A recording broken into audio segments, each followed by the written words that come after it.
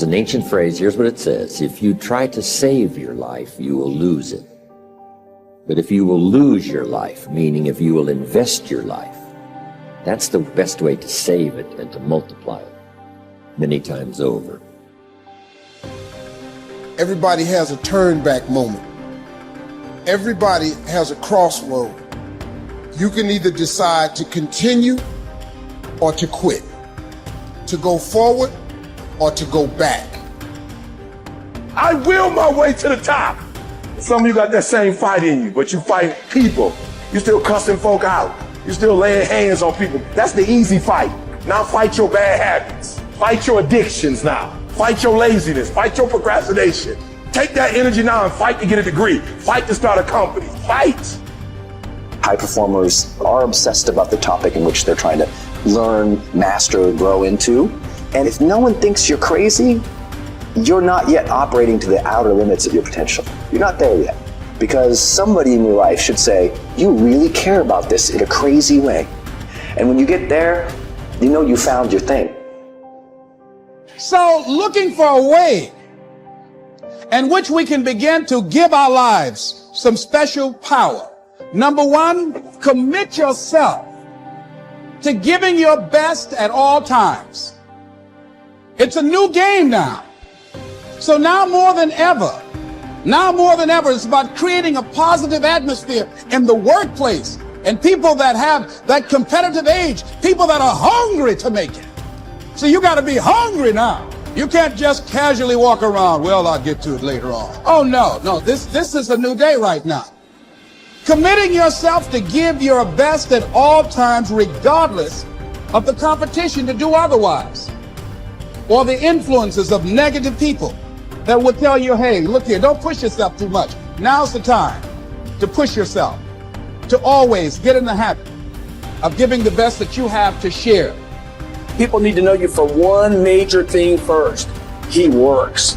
He produces. The guy's there every day. The guy's pushing and shoving. Because the truth is, no matter how good your ideas are, how good your art is, or how good your skill set is, if you're not working, man, if you're not vibrating at a frequency that people say, my God, how does that guy do all that? 10x levels, massive action, tremendous work ethic that's just a muscle now, and it's just a discipline in your life, and it's a normal way, you're not going to get in that top 10%. You bring on some powers in the universe that works through you to bring about changes that you would never ever know unless you have dedicated yourself. I believe, my new tagline is, I believe you can make a difference in your life if you have a consistent, everyday, persistent, without quit, enjoyment of the pursuit of your potential. And when I came up with it, obviously it resonated with your life. And there was a saying when I originally watched the movie, and I didn't know you at the time, and it was before that I went through my own bankruptcy, my own bottom that I hit. It was, life gives me, you could look at it as a setback, or is it a setup? And when I watched the movie, and then when I read your book, and I got to, you're a setup guy. Everything is that, this is just setting me up for something bigger and greater. I live in a world that's way too big for this. Oh, man.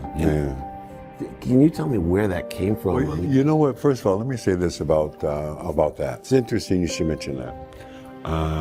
I, like yourself, have some core things that I believe in. And that idea that you just shared with me. People talk to me a lot of times about hope. And hope's a beautiful thing, but I have to always ask people, well, what's the nutritional value of hope? Right? You're gonna tell your children we got hope for dinner, right? Again. Right? Hope's a beautiful thing, but it's always more important, baby, to have a plan. And not just a plan, but plan A. What is plan A? And the best plan A's always have something I call the C5 complex. Your plan A has got to be clear, concise, compelling, consistent, and committed. You've got to have plan A. And you have to always be mindful, and I say this in all sincerity, plan B sucks. It does. I mean, you think about some of the biggest names in their respective industries and worlds. Those people were committed to plan A. I mean, I know you're a big NBA fan, as I am. Michael Jordan's got 6 NBA championship rings because he was committed to plan A, not plan B. Oprah Winfrey became the queen of all media because she was committed to plan A, not plan B. Whatever your politics are, Barack Obama served 2 terms as president of the United States because he was committed to plan A, not plan B. Yeah. Plan B sucks, man, right? And something else you said earlier that makes me think of something that I share with people is this whole thing about owning it. I have to explain to people all around the world, why do you spell happiness with a Y?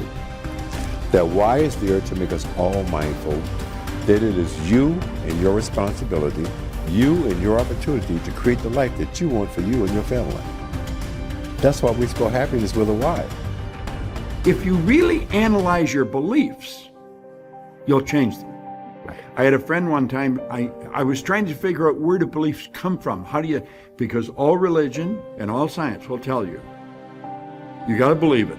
William James from Harvard, 1900, he said, believe and your belief will create the fact. So belief is an interesting word, you got to believe it. And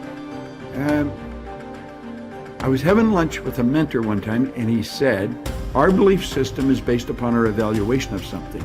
Frequently, if we reevaluate a situation, our belief about that situation will change.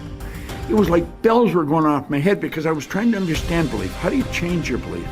Well, he told me, it's through reevaluation.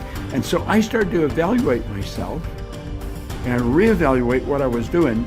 It took me 9.5 years, but I figured out why I changed. And it was the repetition of information. Thank you. You're in sports, you know, it's repetition. Yep. Repetition, repetition. Well, but practice doesn't make you perfect. Perfect practice makes you perfect. There's a big difference. Great point. And so I found that the part of our mind that controls our behavior is not the part of our mind that gathers information. School deals with the part of your mind that gathers information. And so we gather all kinds of information, and if we can remember it, they give us a test, we pass the test, we get the degree, and we're educated. That's not education at all. That is gathering information. Education, as Hill pointed out, comes from the Latin educo, meaning to reduce, to develop, or to draw from within. We have genius in us. We have absolute perfection in us. And what we have to do is learn how to tap into that, to let it out. But we have a part of our mind that controls our behavior, and that's where a paradigm is. And the paradigm literally controls our behavior. I don't care what you're doing. If you're not altering the paradigm, you're not going to improve your results. Many people may or may not know, you can actually name your alarm. So my alarm, I don't put it by my bed. Why would you condition yourself to put something as important as what's going to help you get up in a place where it's easy for you to make an excuse, right? So my phone is across in another room for 2 reasons.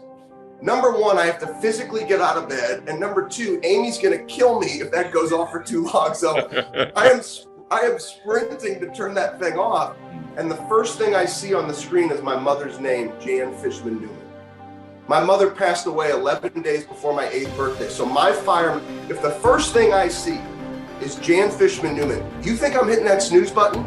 When I'm 42 years old, my mother passed away at 38. I've been given 4 extra years, 1 day at a time. You think I'm gonna hit that snooze button? And so for me, I've conditioned myself to connect to what drives me to recognize you will not make an excuse. Man, see, I knew about Mom, but I didn't know the phone piece of it. I didn't know that. And then I'll share with you, it's actually right here, same journal. Once again, it's all the environment that we set up. So one of the other things I do every morning, this is my burn journal. I write down Janet Fishman Newman legacy, uncommon amongst the uncommon. So one of the first things I do is I literally write, to me, it's not enough. This is not easy. I think people want to hit the easy button in everything that we do. We have to condition our minds. Mental toughness is not easy. People think, oh, I have mental toughness.